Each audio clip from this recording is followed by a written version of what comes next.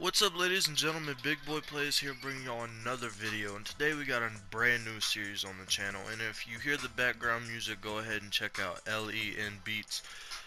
Great music. Dude hasn't posted for a while, so I don't know if he's still with us and still active, but the dude has great music. Anyways, what we got here is a rebuild battle there. I was just showing you the things we'll be using. We will be using player progression is going to be way up because we need our players to get good because we will be relying on very young players. Basically, I'm showing you some trades right now that's going on, but basically we got the Kings versus the Nets. Both teams are awful. They're both in the East and the West, so you got two different divisions going up against each other. We will be doing this for every team all the way from these two all the way to the Cavs and the Warriors. So we're going to be doing all kinds of battles, and it's gonna be lit, you know. I will. The only thing I will show is the draft. I will not be showing the playoffs or no gameplay with the team. But basically, that's all we got going on. This is the draft right here, and you see what each team picks up. I will show you everything. I will show you, you know, what basically goes on. This is my test run because this is the first two teams I'm building with. But near the end of the video, I'm gonna show y'all who wins what award, and I'm gonna tell y'all who wins what award. I'm gonna tell you who had the most wins. I'm gonna tell you who had the most playoff wins, and you can decide who won. This one is actually a very tight contest. It came down to one team had a couple more wins, one team had a couple more playoff wins. Surprisingly, they did have playoff runs. I was honestly scared. Be hard to build them up, but they did pretty decent for being the worst two teams you can rebuild, in my honest opinion. But if y'all want to know who's going up against who, I have the list right here. I made a video on that, but I'll go ahead and tell you. You got the Kings versus the Nets, which we've already done. Next, which I will be posting tomorrow, we got the T-Wolves versus the Knicks. After that, we got the Mavs versus the Magic. After that, we got the Lakers versus the 76ers. After that, we got the Suns versus the Heat. Then the Trailblazers versus the Hornets. Then we got the Jazz versus the Bucks. Thunder versus the Hawks. Pelicans versus the Pacers, Grizzlies versus the Celtics, Rockets versus the Pistons, Clippers versus the Raptors. The one that I don't agree with is the Spurs versus the Bulls. You know, them two teams were just left. It's kind of funny that I did them two, because you know the Spurs are way better than the Bulls, but it's going to be an interesting rebuild. They kind of both are in the same situation. They got older players, but you see us, we are using real draft prospects. So basically the thing it's coming down to is we're using 3 years. We're going to do 2017 draft class, 2017 draft class, 2018 draft class. We got them 3 draft classes lined up. And I think we got 2019 too. So yeah, 3 years of draft classes simulate. If you're done, if you want, when I'm done with everything, like when all of the teams are rebuilt, I will go back and try to get a championship with a couple teams, like teams that are good enough, because there is going to be teams that do not win a championship, but if they developed a little bit more, could definitely win a championship. So I'll go ahead and do that for y'all if y'all would like that. That I have no problem doing that. In the first year, the first draft, I'm going to be going up on picks because it's so stacked. Like, they're saying this could be better than LeBron's draft class. But another thing is that if you do not agree with some of the trades I'm doing, then it's not 100% realistic. It's kind of just see how good you can get your team. I'm not going to go all out in free agency. I will let a little spoiler. I did sign Joel Embiid to the Nets. I did not actually think he would come.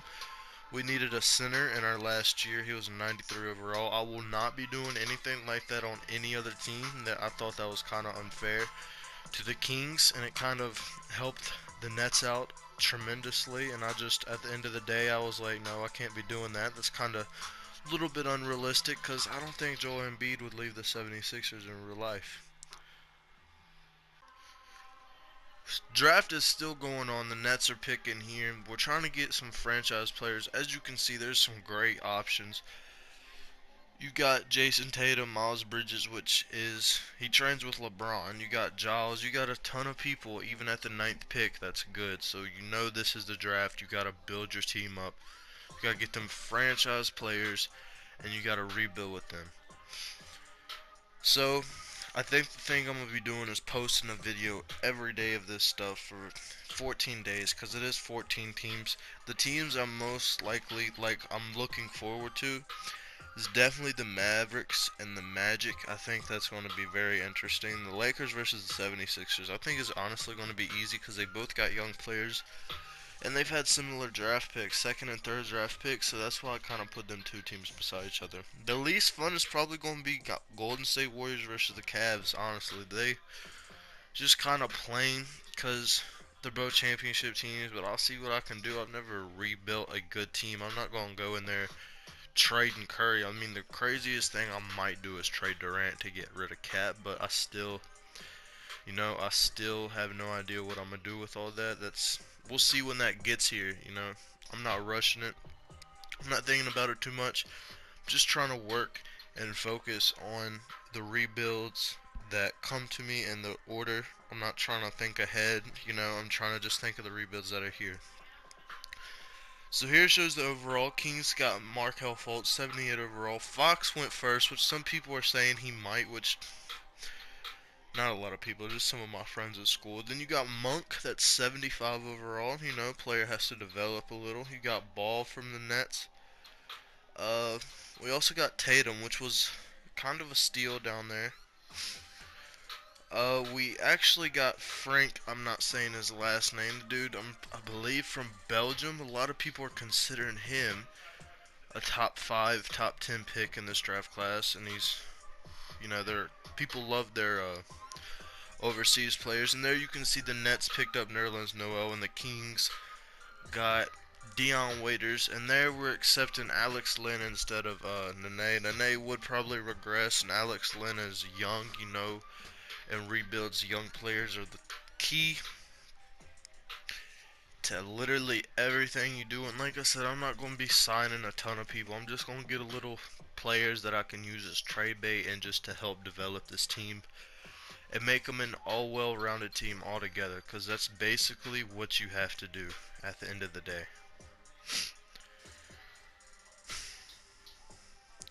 But on some rebuilds, if the teams are so close, I might do a game where I simulate and let y'all know who won, or do a live stream and talk about both teams or something, talk to y'all about something goofy. I have no idea, how, just anything to figure out something, because honestly, these two teams were lined up perfect. And since we're halfway throughout the video, I'll tell y'all some of the players who won awards and everything that happened. The Nets had 4 all-rookie first teams. The Kings had 3 all-rookie first teams.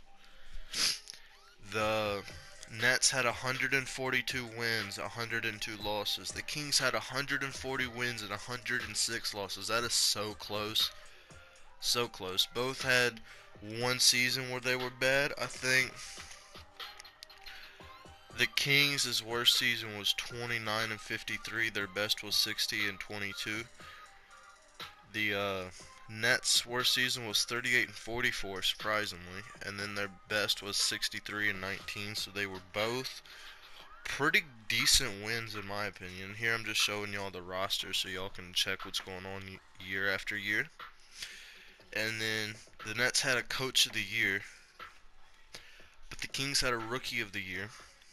And then Kings had one first All-NBA team. Markelle was killing it. They had one defensive second team. And the Nets didn't really get none of that. The Nets have 21 playoff wins. Y'all let me know down in the comments, or if you're thinking it to yourself while watching this, who y'all thought won. Hopefully I'm going to get more views than I normally do on this, because this would be a thing I'd like to do with y'all, where y'all tell me who wins. And y'all, honestly, I thought this was a good idea. I was sitting there and I was like, what could I do to rebuild teams?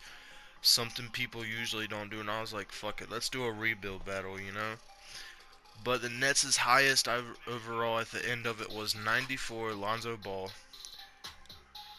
Yeah, I'm pretty sure Lonzo was on the Nets. I'm trying to remember who was on who. It's kind of, y'all can probably see it. Yeah, he's right there in the video. Alright, the Kings' highest player was 93, Markelle. No, It's Josh Jackson, actually. Markelle finished with a 92 when I was done with it. But easily, I would say hands down, I could have been able to get players to like 99. Probably all 5 of our starters, because I had the progression fatigue all the way up to 80, I think. Yeah, 80, and I had the regression down to 25. And I'll explain that again while I do that, is because it's 3 years. That's not a lot. Like, some people in Madden rebuilds do 5 years, which, I mean, you have more positions to fill. But the reason I did 3 years is because that's how many draft classes we have that are actually accurate. Some people just do goofy rebuilds. Like, I know there's a one with LaMelo Ball, and he's like dark black and he looks awful. It don't even look like him at all. But some are so accurate that it's like something like accurate ratings, accurate everything. I've played with Zion. The dude drives through the lane and dunks posters on people. As a rookie, the dude is a monster, and I think it's hilarious. But like I said, I'm gonna be using draft classes like realistic ones. So that's honestly, that's fun for me. I love doing that stuff. I don't know if y'all are all into it, but I think it's honestly fun to watch too. Hopefully y'all enjoy it as much as I do, and we can get some of our subs back. I have to let some of my subs on my other channel know what's going on over here, because honestly, 6 is much less than like almost 50, so definitely need to get that up.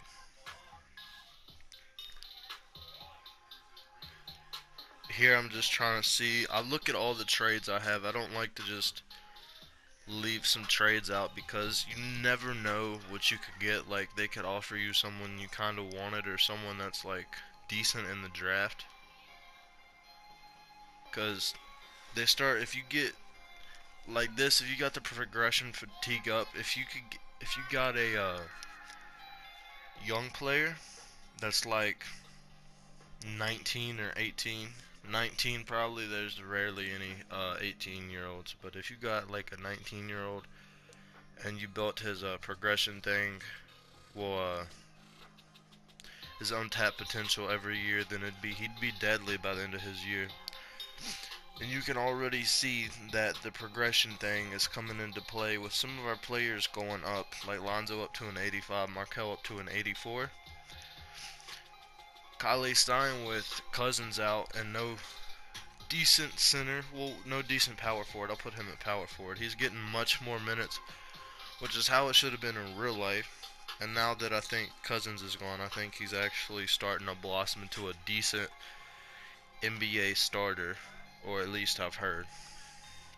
I don't really watch the Kings. I don't think there's a good reason to watch the Kings anymore, because they're not that great. This pick right here, I wanted to pick a center. I was going to get Bagley, but Zion, you can't pass on him. Like, next, he's going to be like the next generation's LeBron, I honestly think. Or, I mean, he's going to be in the league soon, so who knows? I think the sky's the limit for that kid. He's crazy. But if you think you got Lonzo and Zion and all them on the same team, that's going to make for a deadly duo. Like, here we go. Here's the Joel Embiid signing. Honestly, looking back at it, kind of shake my head. It's like not that realistic, and kind of feel bad I did it. But honestly, at the end of the day, I think these two teams matched up better than I thought they would. The Nets had more wins, but the Kings had more playoff wins. Uh, I know the Nets lost in 6 games in the last round. They came back from a 3-1 twice in 1 year, I'm pretty sure, but can see all the players skyrocketing. Honestly, that's one of my favorite things to see in a thing, but in my honest opinion, y'all can tell me what y'all think. I think if it would have kept on going, that the Nets would have definitely had a better team, but it's neck and neck, so I'll go with the Kings because they have more playoff wins, but y'all let me know what y'all think. Hope you enjoyed. Catch you guys later.